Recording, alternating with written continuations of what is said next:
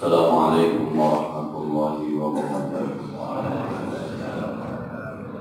Bismillahirrahmanirrahim. Wassalatu wassalamu ala Rasulillah Sayyidina Muhammad ibn Abdillah wa ala alihi wa sahbihi wa man tabi'ahu ila yaumil qiyamah. Amma ba'd. Al-Fatihah ila hadratin Nabi Mustafa Rasulullah sallallahu alaihi wasallam.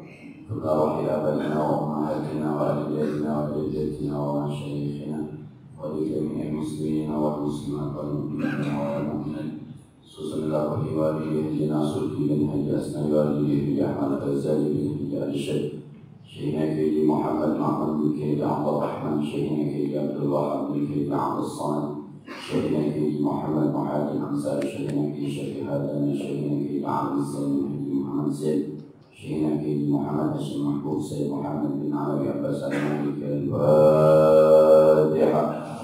أعوذ بالله من الشيطان الرجيم. بسم الله الرحمن الرحيم. الحمد لله رب العالمين الرحمن الرحيم مالك يوم الدين. إياك نعبد وإياك نستعين اهدنا الصراط المستقيم صراط الذين أنعمت عليهم غير المغضوب عليهم ولا الضالين. رب اغفر لي ولوالدي وارحمهما كما ربياني صغيرا. بسم الله الرحمن الرحيم. قال المؤلف رحمه الله تعالى وأدام النفع به وبعلومه في الدار آمين. بسم الله الرحمن الرحيم. لا تستبدئ منهم النوال ولكن استبدئ من نفسك وجود الإحباب. Jemaah yang berbahagia, hikmah yang selanjutnya yang disampaikan oleh pengarang kitab Hikam Ibnu Athaillah As-Sakandari, la tastabdi minhun nawal. Anda jangan menganggap bahwa Allah lambat memberikan ilmu, memberikan pengetahuan, memberikan rasa kepada Anda. Kadang kita suka ngomong, gua kok susah ya buat ikhlas, gua kok susah ya sembahyang khusyuk. Kenapa gua selalu ada sombong yang gak bisa tawar? Kenapa gua masih cinta sama dunia ya? Jangan pernah protes itu tuh. Orang lambat ini udah jikiran mulu, gue udah sembahyang sunat mulu, gue udah puasa sunat mulu, gue udah sedekah mulu. Tapi kok rasanya sholat khusyuk susah, ngamal ikhlas susah, jiwa tawadhu susah, harta qanaah susah, duit di kantong berkurang 100 ribu aja susah. Karena biasanya 500, nanti 400, itu susah. Nah, jangan ada protes dulu. Kenapa? Walakin istabdi min nafsika wujud al-iqbal. Tapi coba diperhatikan, jangan-jangan yang lambat ente, jangan-jangan Andalah yang lambat ketika menjalankan perintah Allah. Anda yang lambat. Karena Anda lambat, maka kemudian Allah memberikan sesuatunya menjadi terhambat karena Anda yang bikin lambat. Sebab secara teori begini, secara teori. Allah pernah berfirman dalam sebuah hadis qudsi, "Ana bi zanni abdi bi. Ana ma'ahu idza dzakarani. Fa idza dzakarani fi nafsi dzakartuhu fi nafsi. Wa idza dzakarani fi mala'in dzakartuhu fi mala'in khairin minhum. Idza taqarraba ilayya bi shibrin taqarrabtu ilayhi bi dira'in. Wa idza taqarraba ilayya bi dira'in taqarrabtu ilayhi bi ba'in. Wa idza taqarraba yamshi ilayya." Kalau dia jalan padaku, hawalan aku lari. Jadi kata Allah, "Ana bisa abdi, saya tergantung prasangka hamba saya. Saya akan bersama hamba saya kalau dia ingat saya. Wa idza dzakarani fi nafsi kalau dia ingat dalam hatinya, ya saya ingat juga dalam jiwa saya, kata Allah.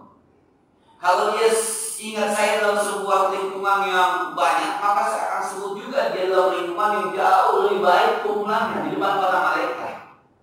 Kalau hamba-Ku mendekat kepada-Ku satu jengkal, Aku mendekatnya satu hasta. Kalau dia mendekat kepada-Ku satu hasta, Aku mendekatnya satu depa. Dan kalau dia jalan mendekat Aku, maka Aku malah membiarkan lari. Teorinya begitu teorinya. Jadi kalau teorinya kita misalnya dekat kepada Allah, dekat kepada Allah, dekat kepada Allah, pastinya Allah sudah dekat kepada kita. Yang bikin kita lambat itu bukan Allah yang ngasih lambat, kitanya yang ngambil apa yang Allah berikan kepada kita lambat. Misal gini, wasta'inu bis-sabri was-shalah. Minta tolonglah kamu dengan banyak sabar dan sholat. Minta tolong sama Allah, sabar dan sholat. Ini kalau dibaca sama orang-orang yang dalam tanda petik udah sampai tahapannya makrifat, sudah paham terhadap hakikat, nanya-nanya tuh ada masalah, sholat aja, sabar aja. Maka nanti akan turun pertolongan Allah. Wabil serius, amin. Kasih kabar gembira kepada orang-orang yang sabar. Maka dalam, mohon maaf, kesusahannya sabar, bahagia. Dalam sakitnya sabar, bahagia. Dalam kayaannya syukur, bahagia dia. Dalam susahnya sabar, bahagia dia. Sebab Allah mengatakan wabasyiris sabir, kasih kabar gembira. Akan ada rasa bahagia, ada rasa gembira kepada orang-orang yang sabar. Kita belum ngerjain, udah mikir. Maksudnya sabar-sabar bisa bubar. Terus kita pengen tahu gini, jadi orang susah banget sabarnya ya. Nah, ini yang salah siapa? Ente tidak diberikan rasa sabar, apa ente yang memang tidak mau menjalani sabar itu? Allah mengatakan wasta'inu bis-sabri was-shalah. Ente punya utang banyak ya. Berapa rakaat Tuhannya? Berapa rakaat tahajudnya? Berapa rakaat hajatnya? Berapa rakaat salat tasbihnya? Kau beri bagiannya benar-benar belum? Belum. Bukan Allah langsung sekali. Allah mengatakan wasta'inu bis-sabri was-shalah. Ente punya anak nakal, ente punya anak badul, wasta'inu bis-sabri was-shalah. Udah belum? Itunya nggak dijalani, tapi pertolongan Allahnya minta segera cepat. Maka kata pengarang kita tiga, jangan anggap Allah lambat memberikan ente sesuatu yang, tapi entenya lambat ketika menghadapi perintah Allah Subhanahu wa Ta'ala. Nah, saya cerita sama teman-teman, misalnya kita punya duit 2 miliar, lebih 200 juta. Aturan main negara bisa, itu yang 200 juta harus keluar, nggak boleh itu di tangan kita, bisa diambil sama negara. Akhirnya kita terpaksa harus kita keluarkan. Pilihannya 2, amal ke masjid, mau beli mobil, mana yang kita kerjain?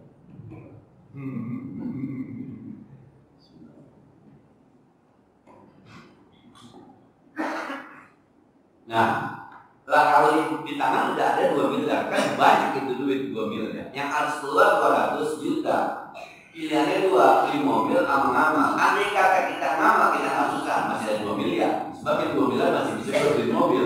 Tapi pala kita tidak menggunakan ayat fastabikul khairat, berlomba-lomba Anda dalam kebaikan, berlomba-lomba Anda mengirimkan kita mobil, belinya bukan amal ke masjid.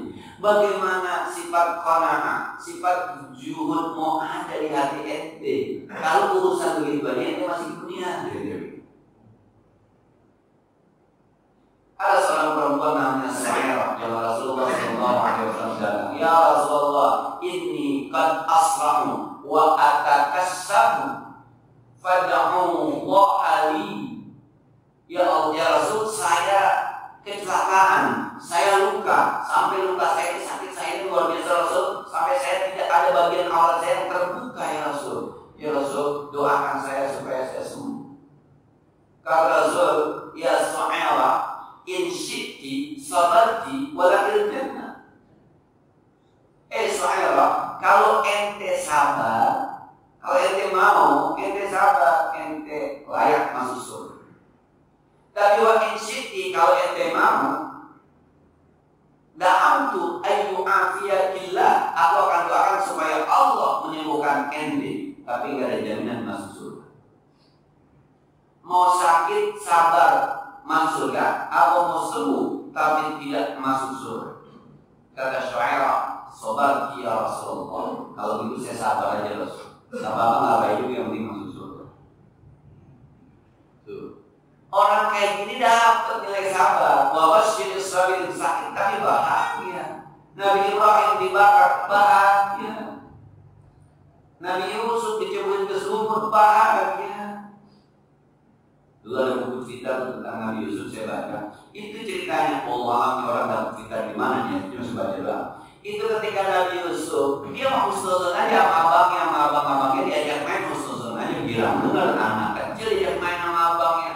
Ternyata diceburin ke sumur, ketika mau diceburin kata abangnya, so main di bawah adem. Iya bang, main aja di bawah. Diturunin tuh timbanya, sampai dengan timbanya ternyata dia di bawah sumur itu muncul batu besar. Jadi Nabi Yusuf itu adanya di batu. Di batu dia nongkrong, itu dia main air. Airnya harum luar biasa. Maka kata Yusuf, cakep banget lah abang gue betul sini pas banget. Main air dia.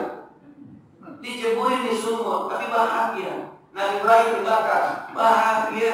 Nabi Muhammad ditimpain, ditolak, bahagia. Allah malikomi bainahum la ya'lamun. Kenapa? Sabar. Nah itu. Kata Syuairah, kalau surga saya sabar terus. Saya sabar aja. Tapi Rasul doakan saya supaya saya bisa nutup aurat. Dia doakan oleh Nabi, enggak baik tapi sudah bisa nutup aurat. Ini kan. Jadi kenapa selain kita kagak khusyuk? Kenapa kemudian kita susah sabar? Kenapa kita susah ikhlas?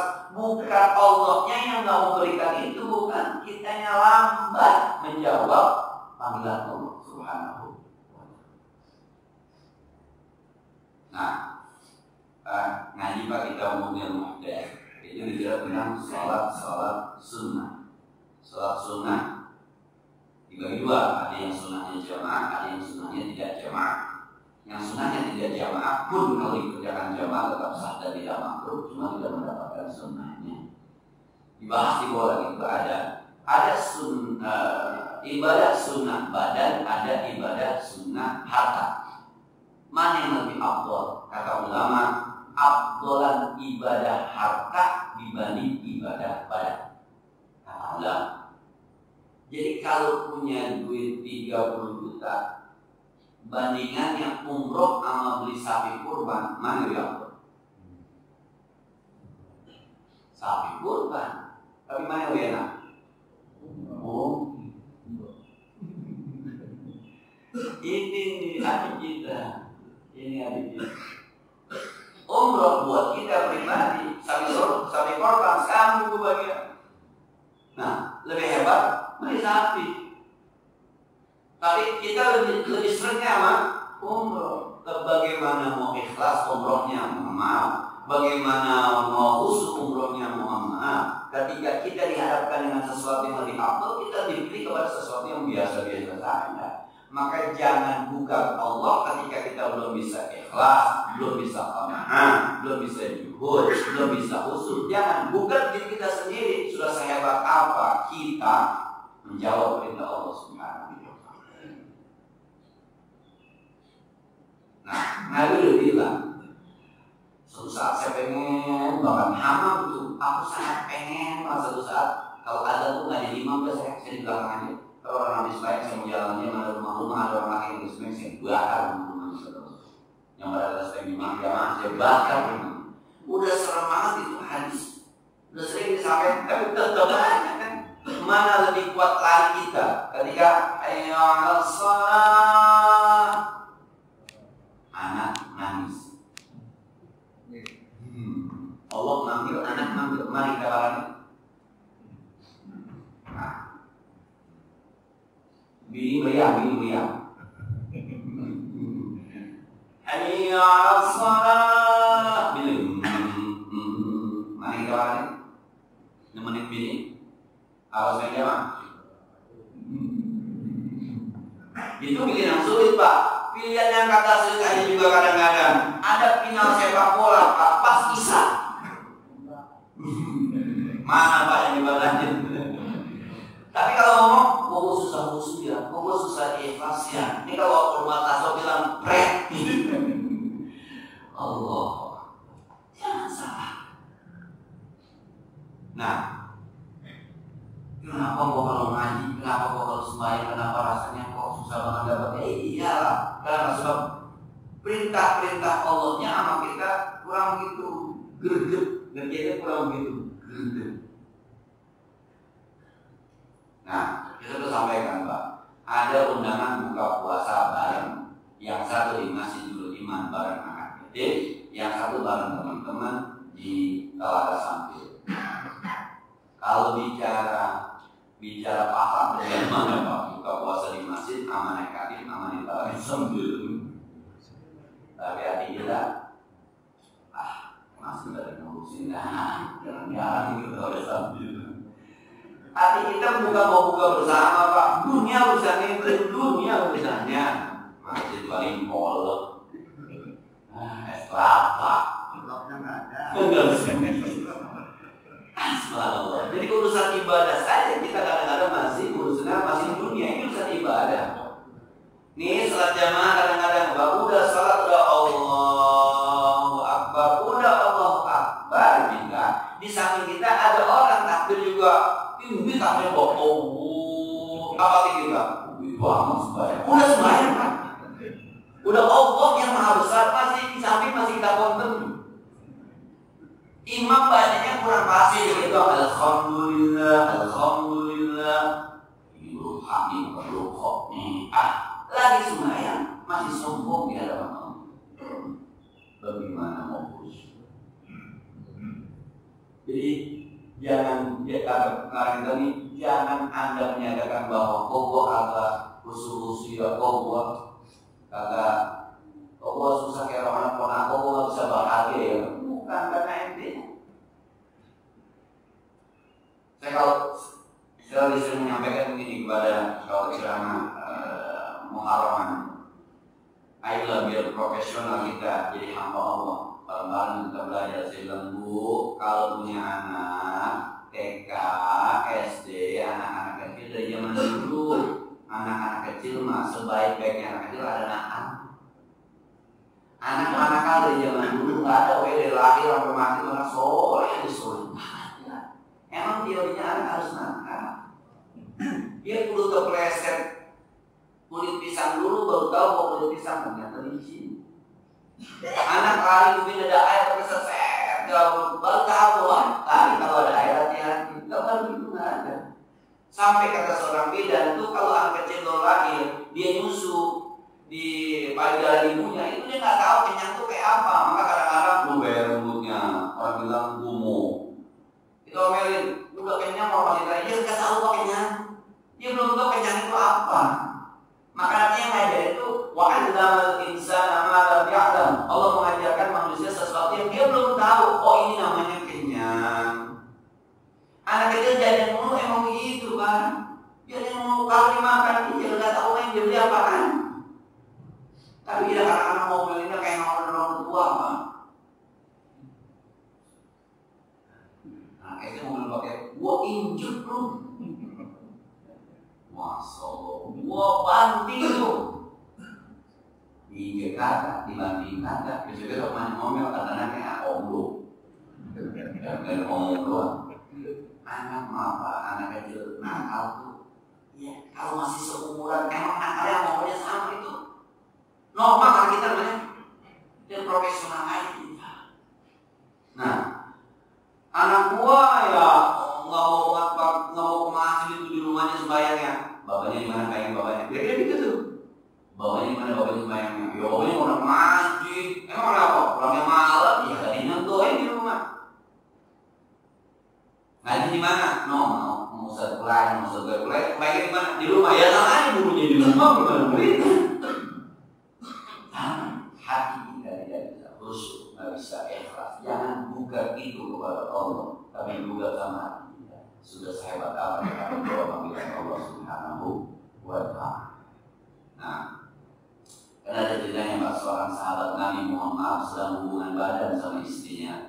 Lagi hubungan badan sama istrinya dipanggil sama Rasulullah. Ya Tuhan, langsung tuh bangun mandi menghadap Rasul. Lagi hubungan badan di sini belum selesai.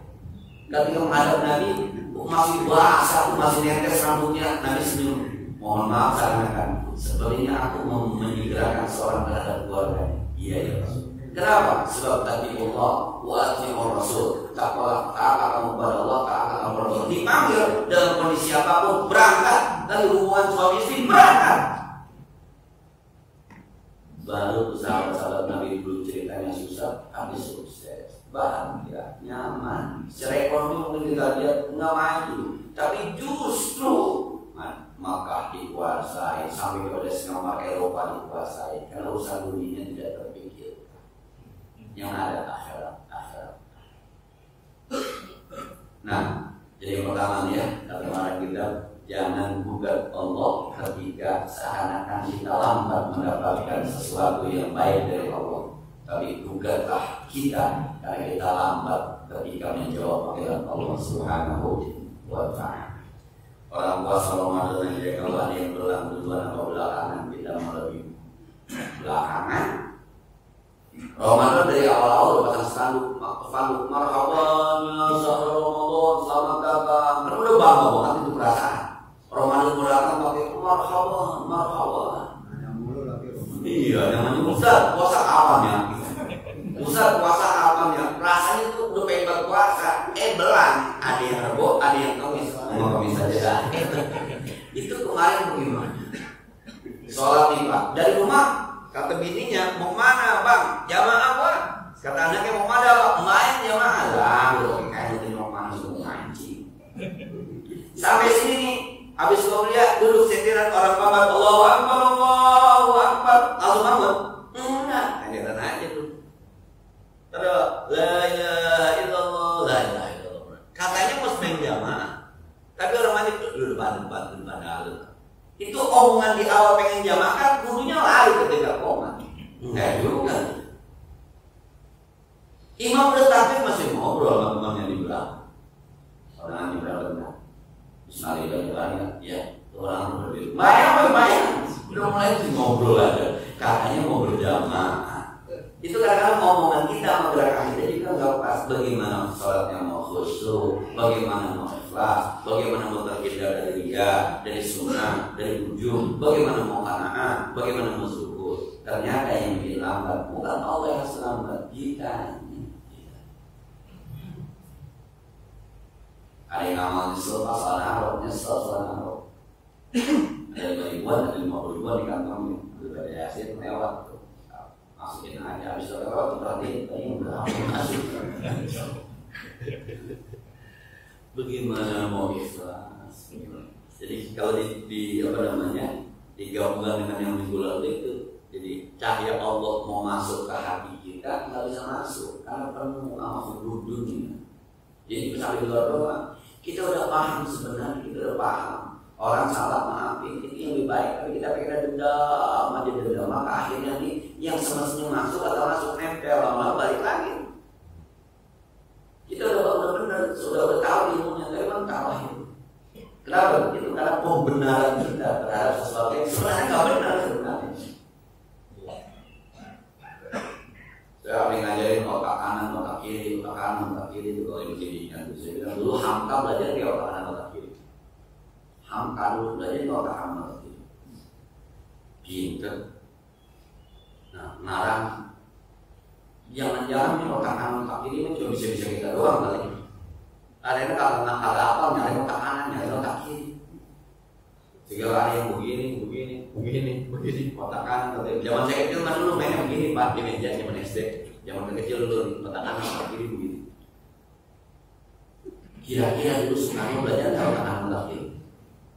Bung Tomo mau belajar dari otak kanan, otak kiri. Akhirnya di Ponorogo belajar dari otak kanan, otak kiri. Kelas tuh nggak pakai otak kanan, otak kiri.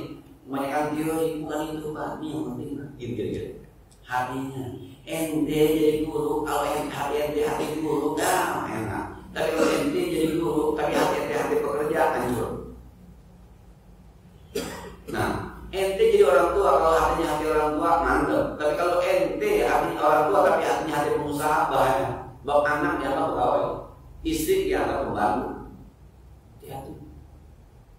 Nah, semuanya pakai hati. hati sebenarnya, bukan pakai otak kanan otak kiri, otak kanan otak kiri berbeda itu.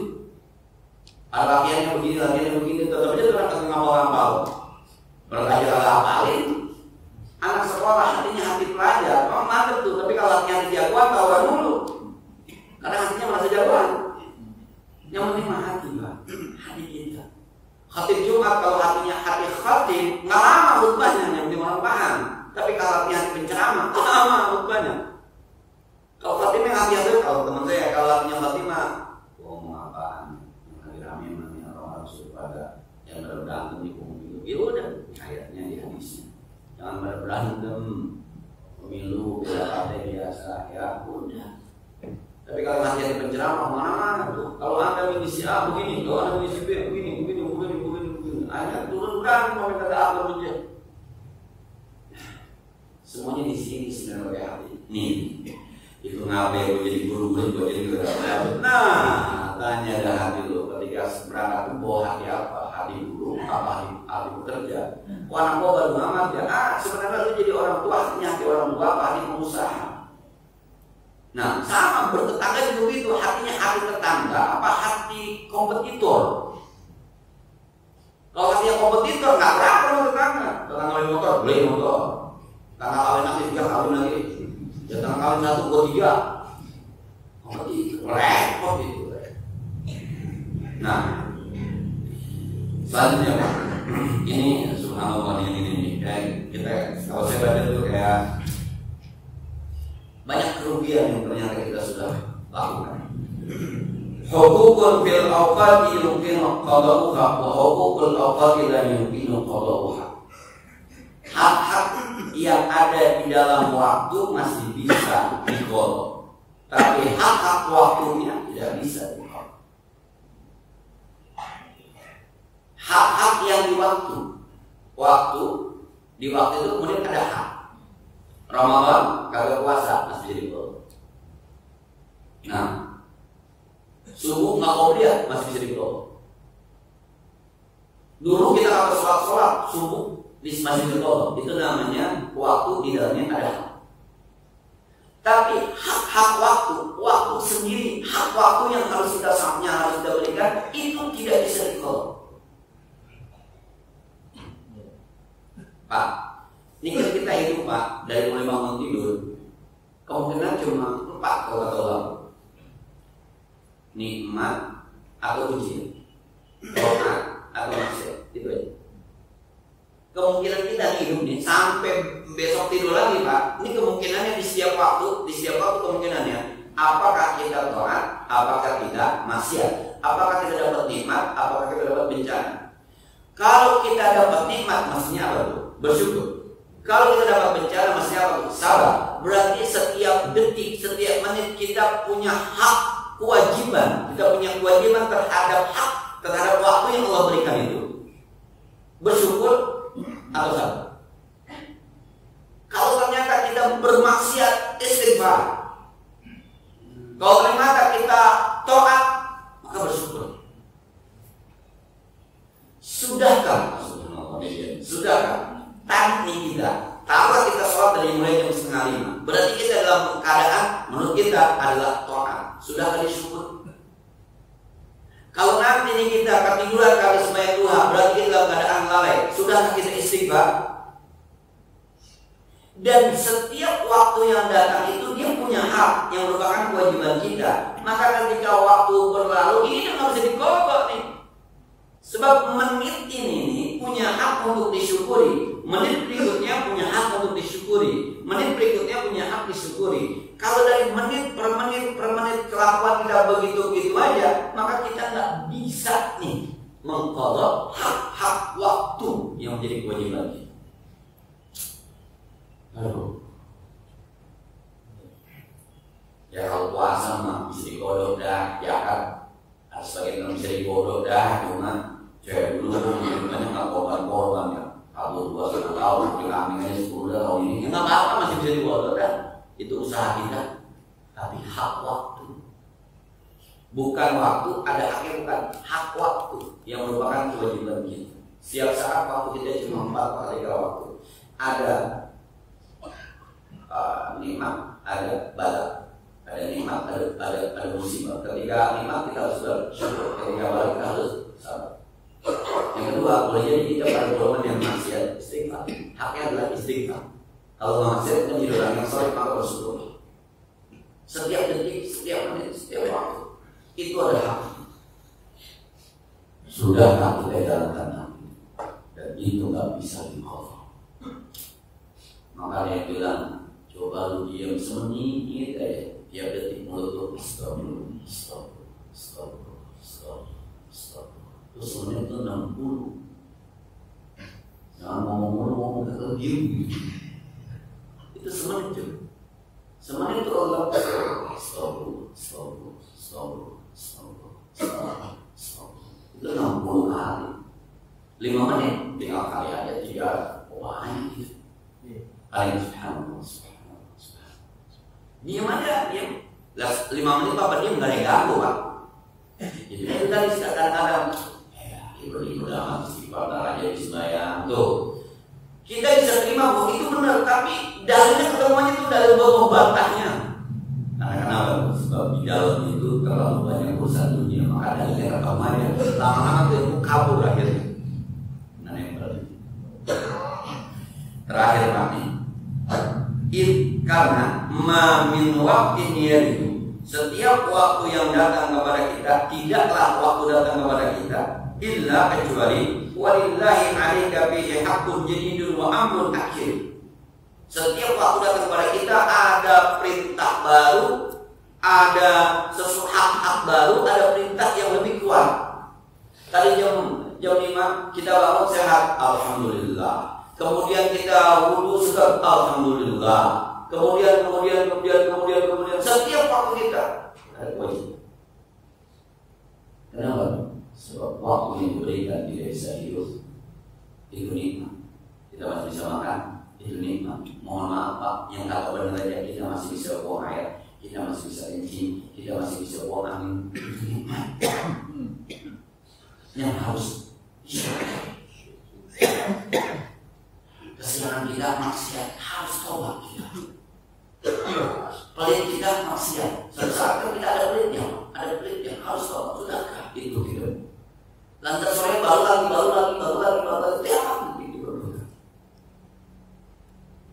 Nah ujungnya nih Pak yang masih agak nampak. Pakai batak bihi haqqa ghairi wa anta lam taqdi haqqa Allah fi.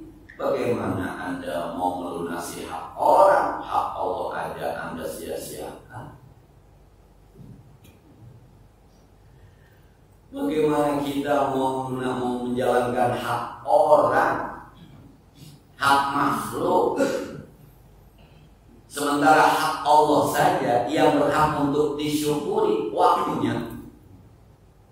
Nah, kalau bahasa hadis kursi, orang mencaci maki masa, wah ada dahulu, saya lah masanya nggak tahu. Saya yang yukhayirul laila uqawilul laila wan nahar, saya mengganti siang malam, saya menjalankan matahari, saya menjalankan bumi. Maka terjadi pergantian tanggal 1 jadi tanggal 2, tanggal 3 orang bilang waktunya beramal, saya ya Allah udah bayar kreditan lagi aja. Ya Allah. Akhirnya dimaki-maki itu, waktu cepet amat ya.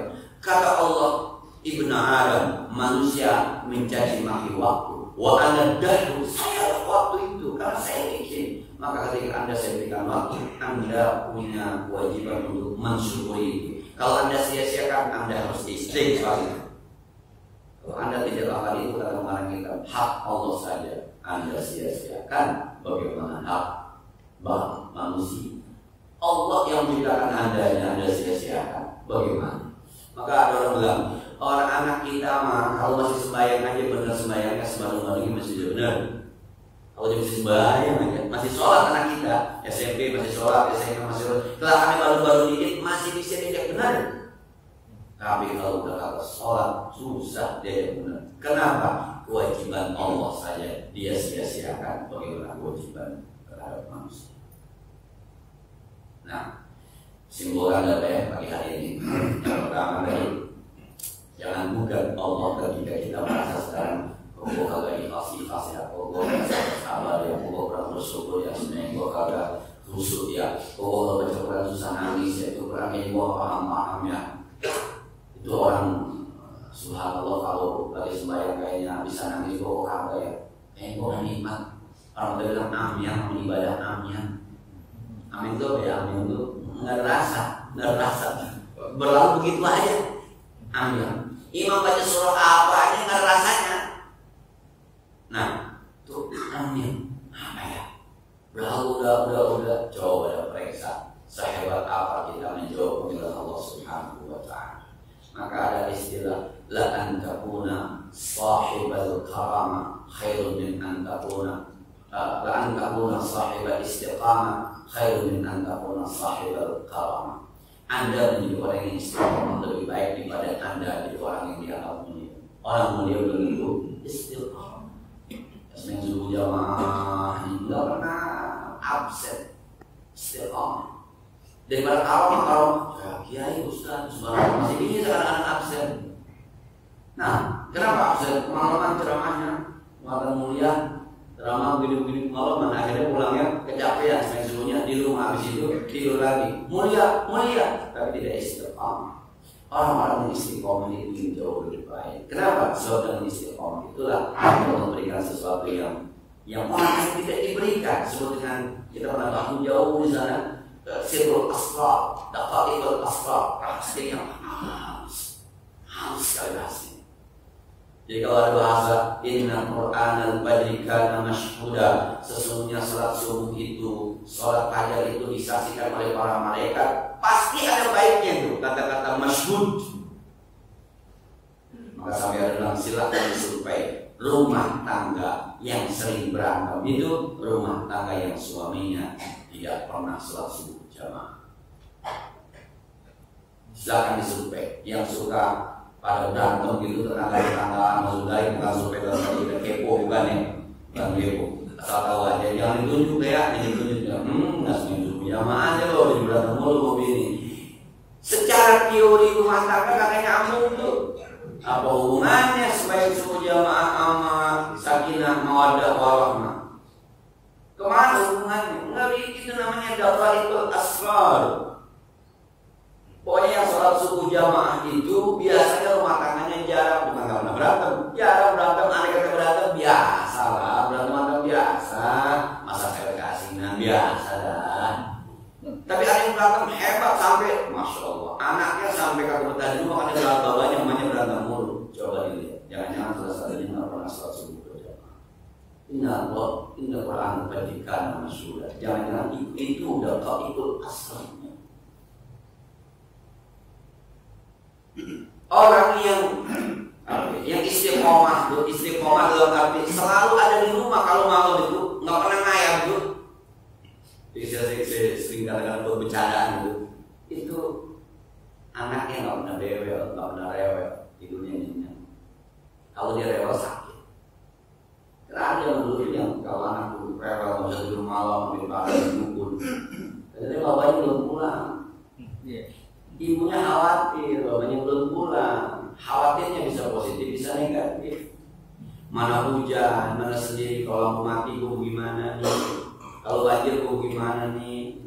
Bapak lu belum pulang, deg-degan gue hatinya kacau. Anaknya nangis, disusui. Maka dia minum air susu dari seorang ibu yang gelisah. Maka anaknya akhirnya gelisah, gak tahu apa, nangis saja, katanya kesetan. Dia parahnya dukun. Nggak baik, kalau setannya masih di luar. Kalau setan yang perang nggak baik. Coba sekarang yang pada kerja di pabrik, mohon maaf, pulang jam 5 ada di rumah, pulang jam 4 ada di rumah, pulang jam 6 ada di rumah. Ya, udah kecil, gegaukan malam-malam, ya, tutup. Kenapa? Ibunya, istrinya nyaman, maka anak susu dari air susu yang dari hati ibunya nyaman. Sekilas nggak ada hubungan, sekilas. Tapi coba ayatnya, wal walidatu yurdi'na auladahunna haulaini kamilaini liman arada an yutimma ar-ra'ah. Itu namanya daqaiqul asrar mudah-mudahan. Nah, jadi banyak kadang-kadang tidak bisa dihubungkan bahwa bahagia harus sama dengan punya duit banyak, bahagia punya jabatan, bahagia punya anak soleh. Kemarin saya ngelihat kadang-kadang anak yang gak ada adabnya juga benar juga, Pak. Saya jadi imam asar. banyak yang terlambat lah. Jadi ada kecilnya sama orang tua ilmunya sama. Jangan lewatin orang yang lagi sholat. Itu ilmu sama-sama dapat tuh. Anak kecil dapat, yang tua ada. Anak kecil yang belum dapetin, mohon maaf, anak kecil namanya anak ya SD kelas 6, kelas 5. Itu kan kurang adabnya gitu. Dia cuma tahu temannya melewatin orang sembahyang kagak boleh. Makanya dia lewat depan saya. Yang ukurannya atas sopan. Karena di belakangnya ada orang sholat. Yang orang tua saking sopannya nggak mau nanti lewat depan saya melewatin orang sembahyang. Yang mana yang benar Pak? Saya sampai berpikir begini, sampai tiga saya pikir teman ini anak-anak yang kurang adab benar juga nih. Jadi yang satu mau pulang melewatin saya kagak enak, depan ustaz nggak enak kali begitu-gitu kagak enak tuh depan ustaz. Tapi mau pulang aja dia melewatin orang sopan. Sementara anak yang kurang begitu sopan, emang kagak sopan ini itu. Ilmunya sama, melewatin orang sembahyang kagak boleh. Ada dia lewatin depan ustaz, kagak pakai permisi Pak, lewat aja. Beneran mana juga lo makan itu? Yang kagak ada itu kadang-kadang juga bener Pak. Ya, sekali lagi jangan gugat Allah, tapi gugat lagi. Yang kedua yang dibahas, yang kita bahas hari ini, ternyata kita banyak menyia-nyiakan kewajiban kita terhadap iman waktu yang Allah berikan kepada kita, dan itu tidak bisa kembali lagi, itu tidak bisa ditolak. Bagaimana kita bisa melaksanakan hak-hak makhluk kalau kepada sang Khalik saja kita lupa bahkan lalai berhak. Saja ini mudah-mudahan bermanfaatnya sebelum biasa. Barangkali yang ada pertanyaan. Nah ini adalah silakan.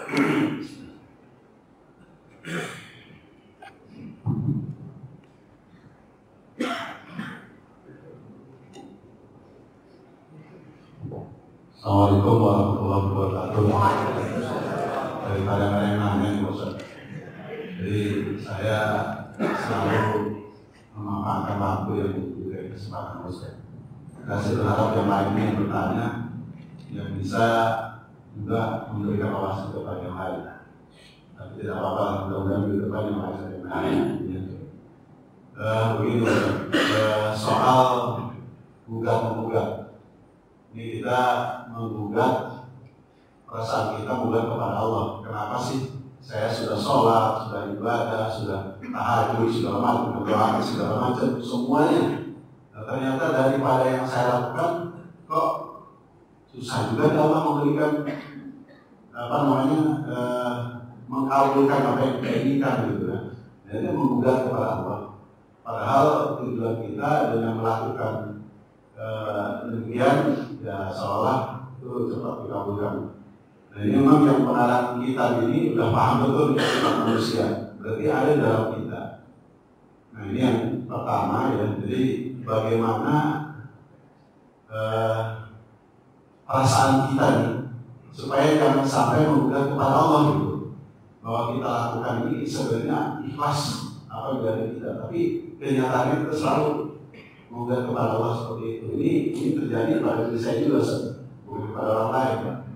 Kita udah doa di mana-mana gitu berkali-kali, kalau baca ini insya Allah akan dikabulkan, baca ini insya Allah, tapi ternyata ada jalan juga gitu.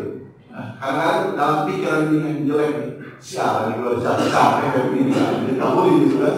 Nah ini kan benar nih apa yang disebut pengarah kita. Terus yang kedua tadi disampaikan oleh kelalaian waktu ya, kenikmatan diberikan sama Allah kepada kita untuk kita melaksanakan waktu yang diberikan harus sudah dilakukan. Tapi ternyata kita juga lalai. Tadi Ustaz disampaikan kadang-kadang menonton bola pas bisa gitu kan. Wah ini tanggung amat kita daripada kita ke masjid berjamaah nonton bola gitu kan. Nah yang jadi pertanyaan saya itu ini, ada dalam diri saya bukan orang lain. Dalam diri saya ini kadang-kadang sudah punya pikiran begini Ustaz. Kita ini dikasih tanggal waktu untuk bersolat, untuk sholat ibadah dari jam sekian sampai jam sekian. Nah kita udah tahu nih, kalau kita lari soal waktu ini kita akan dapat dosa gitu kan. Tapi kembali lagi dalam pikiran kita, daripada sekarang kita tidak melakukan sama sekali, udah telat juga nggak apa-apa.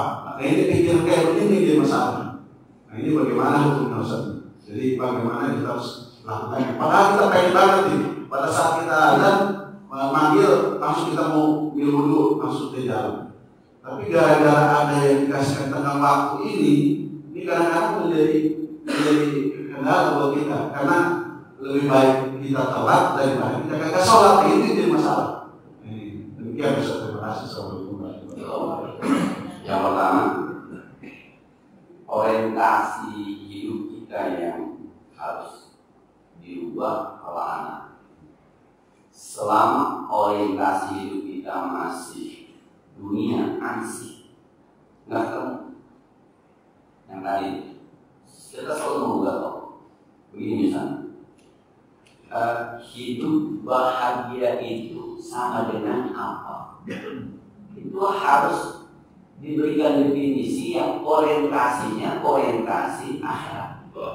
Yang saya maksud orientasi akhirat itu, waladzi anzala sakinah fi qulubil mu'minin yazdadu imanan ma'a imanihim.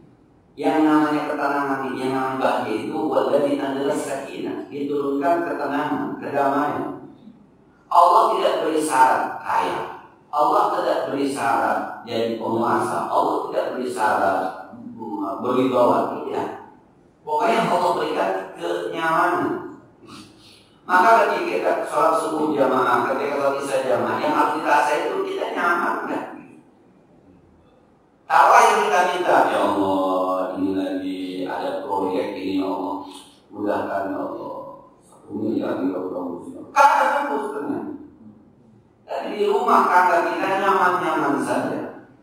Di rumah kakak kita nggak goyang, biasa-biasa saja. Ekonomi tidak meningkat drastis, biasa-biasa saja.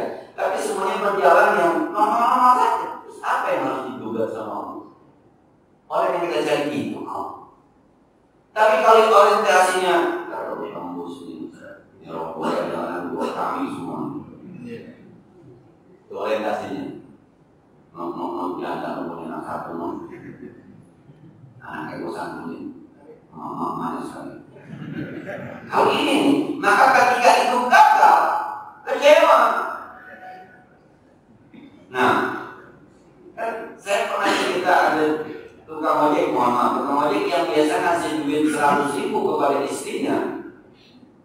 Malam itu dia cuma dapat 50.000, kalau macet total kemarin. Macet cuma 50.000. Dia berpikir nih, besok berantem, minggu berantem dah. Pagi lagi aku dipanggilnya, Neng, minta maaf ya Neng, cuma ada 50.000. Ternyata di luar dugaan kata istrinya, ya nggak apa-apa bang, aku udah sering banget kasih 100.000, mau begini mau beli ya wajar ya bang, jangan abang dong yang capek sih juga pengen rasain juga capek. Nah, yang kedua dia berpikir, anak gua profesor, anak bininya dibeliin nonjong, dibeliin terasa, 50.000 dibikin sambal, udah gitu doang makannya. Anaknya pulang sekolah nanya itu apa nama? Oncom apa? Ampas tahu. Bagaimana makannya mah? Nih dia rumahnya, diawin mamanya, dia bikin sambal. Yang namanya saya dimakan masuk anaknya bawa keringat makan. Enak makan, bang mana? Besok bikin lagi ya mak. 100.000 dengan 50.000 bahagia 50.000. Karena orientasinya bahagia, orientasi nyaman, orientasi dunia. Kita ini terjebak dengan orientasi dunia. Pokoknya yang kita harapkan terjadi akhirnya kecewa itu dunia. Anak bangun, kita urusin sampai kita meninggal mana kagak benar, kita berdapat jihad karena kita sudah ingin membenarkan amanah Allah. Tapi kalau kita pengen yang orang dulu sekolah biar benar, kalau sekolah jadi biasa bisa kerja, nanti hidup gampang, balas gue jadi kurang gara-gara kerja. Anaknya nggak lulus, kecewa. Nah, lu sekolah biar benar, kalau sekolah paling tidak, bu, nggak terpaham juga dari dulu. Ini harus paham, kita nggak paham terus sakit. Tuh orientasi dulu tuh yang harus diubah. Orientasi. Susah kita kalau masih dunia tuh. Begitu dia bikin kita kecewa tuh kan orientasinya dunia. Jadi Allah mengatakan wal akhiratu khairul laka minal ula. Wal akhiratu khairul laka. Dari awal menunjukkan dari Allah. Nah, tuh. Kemudian yang apa namanya? Yang kedua, kalau pakai bahasanya bahasa ilmu fikih begini. sampai bayang-bayangan sama dengan aslinya. Taruhlah zuhur dari jam 12 sampai jam 12. Kalau dipikir, ini namanya ada waktu afdal, ada waktu ikhtiyar, ada waktu jawaz, ada waktu makruh, ada waktu haram. Nah, ini waktunya kalau bicara fikih. Fikih itu ketika mengatakan waktu afdal, waktu ikhtiyar, waktu utama, waktu ikhtiyar, waktu pilihan, waktu jawaz, waktu boleh, waktu makruh kalau bisa dihindari, waktu haram udah terus minus itu dosa. Ini ingin mengatakan silakan pilih, bukan itu. Kita memahaminya silakan pilih, bukan. Kata Allah mastata'tu bertakwalah sesuai dengan kesanggupan kamu. Di awal waktu terjebak macet di jalan tol, gimana ceritanya? Maka saat itu yang kita gunakan waktu jawaz. Tapi ketika naik motor ada masjid, Allahu Akbar, saat itu mestinya kita pakai waktu Akbar, berhenti. Ini memahami fikih ini, emang kadang-kadang guru kita ngomong yang mana aja sah, itu tuh kadang-kadang bahasa itu yang mana aja sah. Ketika sah nggak salah, cuma kalau pakai bahasa yang mana aja. Itu saya bilang untuk pengertian sunnah, sesuatu yang dikerjakan dapat pahala, ditinggalkan kagak ngapa-ngapa. Tuh kalimat kagak ngapa-ngapa itu jadi momok. Itu kan. Sunnah itu dikerjakan dapat pahala, ditinggalkan kagak dapat pahala. Gitu kan? Bukan kagak ngapa-ngapa. Ini bahasa kagak ngapa-ngapa nih. Yang akhirnya orang sunnah ini. Lu main Tuhan, sunnah ini Tuhan ini wajib, enggak begitu enggak. Ketika agama fikih bicara sunnah, bicara wajib, Nabi kerjain kan? Kau udah subuh lebih baik ikut sunnah ya Nabi kerjain nggak? Kerjain dulunya Nabi kerjain. Dong ikutin siapa? Ikutin Nabi kerjain. Soal sunnah sama wajib itu kalau kita ngaji usul fikih, yang sunnah Rasul, misalnya sebulan pernah kali ngerjain sekali, namanya muakkad. Kalau sebulan Rasul kadang-kadang ngerjain, setengah kadang-kadang kakak, namanya ghair muakkad. Kalau wajib Rasul nggak pernah tinggalin sama sekali, bahkan ada ancamannya, itu wajib. Begitu. Tapi Rasul tetap kerjain. Nah, kadang-kadang guru kita ngomong gitu berbeda. Yang mana aja kita sebayang, di mana aja ambil di ujung waktunya udah muasal, kita kafir sekat masih sah. Kata muridnya yes. Muridnya layak juga yang mengalir ya. Nah, maka perlu ngaji gini nih. Jadi ngaji ini sebenarnya memperbaiki gigi kita. Ada hati bermain, Kalau dipikirkan daripada lu mati darurat makan babi halal, sebab Abdul Tobibul maksud dipikir. Nah, kadang-kadang yang dikhawatirkan orang menganggap sesuatu bukan darurat. Padahal masih bisa karena darurat, itu dikhawatirkan. Maka di tasawuf kalau bisa jangan begitu, mendingan gua mati daripada gua makan yang haram. Tasawuf. Nah, kalau boleh mendarat komentar mati. Ternyata Allah kirim makanan yang halal. Itu namanya Babaikul Asrar. Itu buah dari sebuah kalimat. Andai kata mau mati juga. Gak berhindar yang halal. Yang satu bilang gak mau makannya juga mati. Beda kan? Makanya belajar fikih tanpa tasawuf bisa sombong. Belajar tasawuf tanpa fikih sesat. Membayar oleh training gimana? Yang penting kan hatinya. Ayo cuy. Malu sono Pak, malu sono. Laisa birru an tuwallu wujuhakum qibala al-masjidil maghrib. Enggak penting madhab yang mana, yang penting Allahnya. Malu sono kan. Bayangnya madhab ngetan. Repot. Kalau tasawuf kalau pakai fikih sesat. Fikih enggak pakai tasawuf sombong, nyalain orang mulu. Salah tuh, kata ngaji lu, malu payah. Kita itu dulu orang lu. Fikih nambah. Maka memang ya ngamalin Bapak bagaimana ini ngamalnya mereka kita tahu dari awal saya bilang jangan pakai saya biasanya ngamalnya berarti jangan pakai haji boleh ada orang yang kerjaannya sama lu jangan juga sekarang yang penting kita tahu nih Ini ada seorang ulama yang luar biasa pemahaman tentang hati. Si beliau berkata, Al-Fatihah.